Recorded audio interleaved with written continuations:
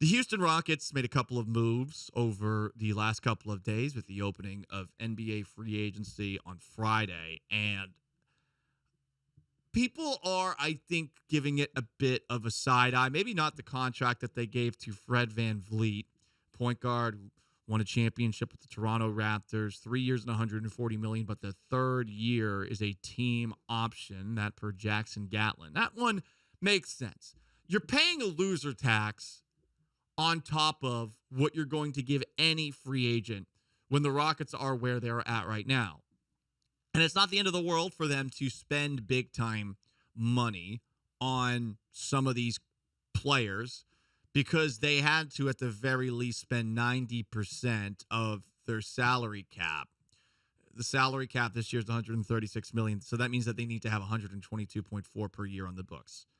So that's why you give Fred VanVleet a contract like that as well. It's not the entire reason that you do it, but they also gave a contract, 4 years, $80 million to Dillon Brooks, who, in the eyes of some, not a lot of people,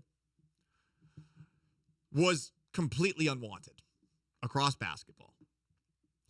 And you might wonder why. There's some comments about that, asking on Twitch, twitch.tv/ESPN975. What's the beef with this Dillon Brooks guy? I like a smack-talking player. Fornals says the media hates anybody with personality.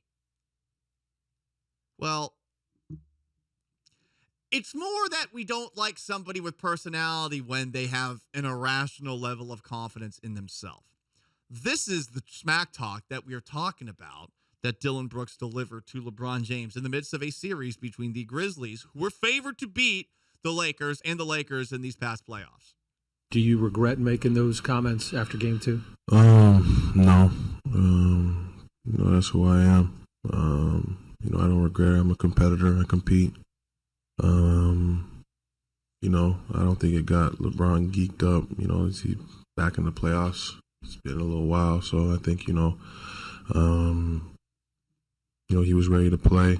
And overall, we just got beat by a better team, bigger team. Guys that have their whole team, their whole pieces there. And, I'm just going to, continue to be me and get better at what I do. But continuing to be Dillon Brooks, that is the question. And I've made the devil's advocate argument for Dillon Brooks on the Rockets before. Conceptually, it's not the worst thing in the world. It's not.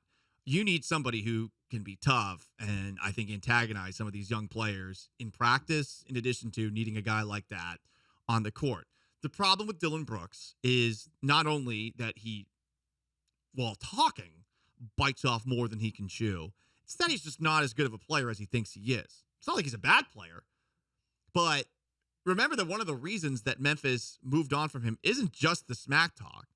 It's that he wanted to have an expanded role on that Grizzlies team. And just think about it from this perspective.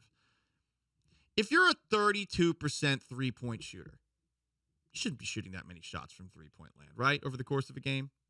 So you would think, okay, someone like Dillon Brooks, he's a 32% shooter, which is not good. He's maybe shooting it once or twice. He averaged 6 shots a game from three-point land last year. Six. And he wants to shoot more. That's the big question.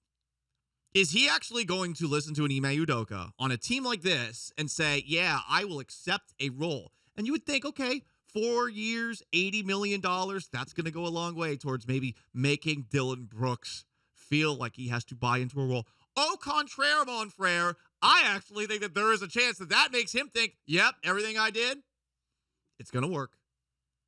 Look what I just got paid on the open market. People value what I bring to the table.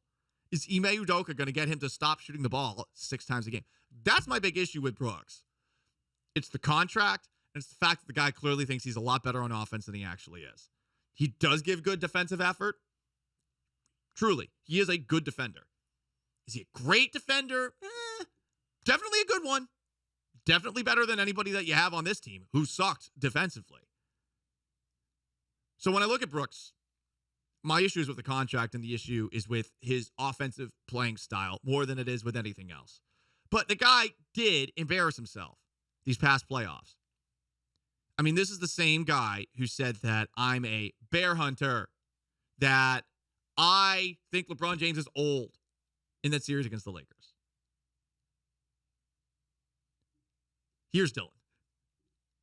You and LeBron have that exchange. There are people out there that say maybe you shouldn't do that with one of the better players in the game. What were you thinking? I don't care. He's old.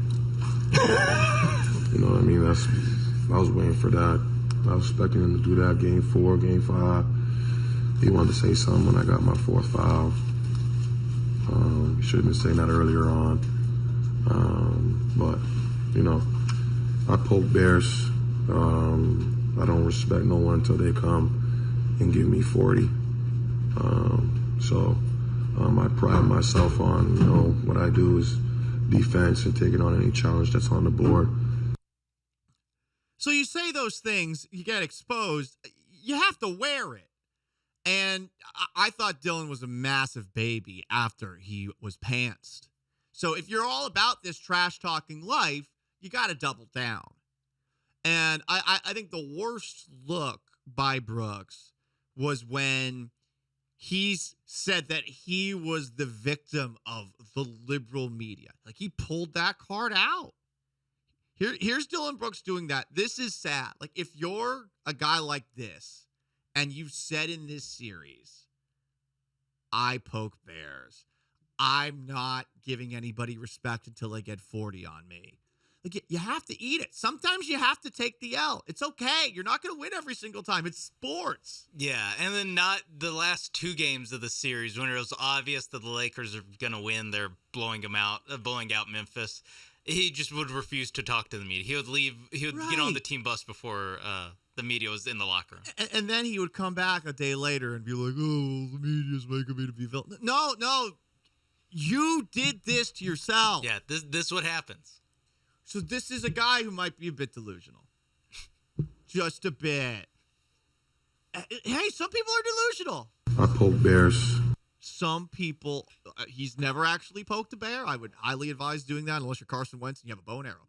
Do not poke a bear unless it is with something deadly to kill it. Because, yeah, they're bigger than you and they have massive claws and could probably eat you if they so wanted. Brooks is going to have to shake that. Can he shake that? That's the big question. There are other moves that the Rockets made. Here's the thing about all of them, and we will touch on them in the second half of the show. There's way too much. Oh, the Rockets didn't get anything back from a bunch of guys that, like, you. Let's be honest, like, you're a loser if you know their names. Is that mean to say? No, it's not. It's not.